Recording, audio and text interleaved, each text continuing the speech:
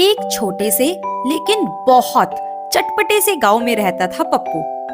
गांव छोटा था पर बातें बहुत बड़ी बड़ी होती थी और इन बातों के बीच में पप्पू सबसे अलग था।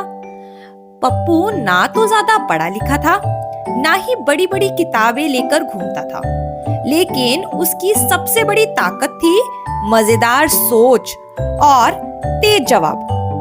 गांव वाले अक्सर कहते, अरे पप्पू तू कुछ नहीं कर पाएगा।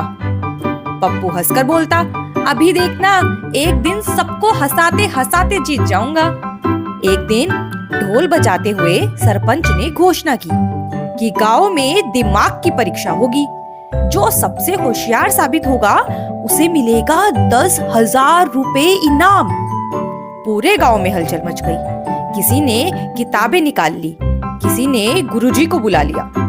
पप्पू ने भी सुना और बोला, वाह, दिमाग की बात, पढ़ाई की नहीं। उसने अपनी पुरानी चप्पल पहनी और पतियों देखने चल पड़ा। चौपाल पर भीड़ लगी थी। कोई गणित के सवाल हल कर रहा था तो कोई कठिन पहेलियां सुलझा रहा था। पप्पू एक कोने में बैठा मूंगफली खा रहा था और सबको देख देख कर मुस्कुरा रहा था। लोग आपस में फुसफुसाए, ये पप्पू यहाँ क्या कर रहा है? इसे तो सवाल भी समझ नहीं आएंगे। पप्पू ने धीरे से कहा, समझ बाद में आएंगे, पहले सवाल तो आने दो। आखिरी सवाल आते आते कई लोग बाहर हो चुके थे। अब जज ने आखिरी सवाल पूछा, बताइए ऐसी कौन सी चीज है जो चलती भी है, रुकती भी है, लेकिन उसके पैर नहीं होते? पूरा मैदान शांत। सब सोच में पड़ गए। किसी ने कहा हवा तो किसी ने कहा समय, पर जज ने सिर हिला दिया, गलत। पप्पू आराम से खड़ा हुआ, कपड़े झाड़े और बोला, जनाब जवाब है घड़ी।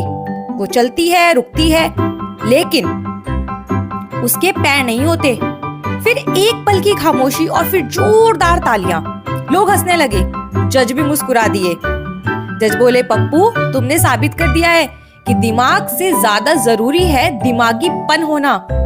इनाम पप्पू के हाथ में आ गया। पैसे लेते ही पप्पू बोला, सर एक सवाल मैं भी पूछूं? जज बोला, पूछो। पप्पू मुस्कुराया, अगर मैं इतना होशियार हूँ तो क्या ये इनाम मैं खुद को ही दे सकता हूँ? पूरी सभा ठहाकों से गूंज उठी। सरपंच हंसते हंसते बोले, आज से पप्पू हमारे गांव का सबसे स्मार्ट और सबसे मजेदार आदमी है। मोरल ऑफ द स्टोरी, जिंदगी में हमेशा सबसे पढ़ा लिखा होना नहीं, बल्कि समझदार और खुश मिजाज इंसान आगे बढ़ता है।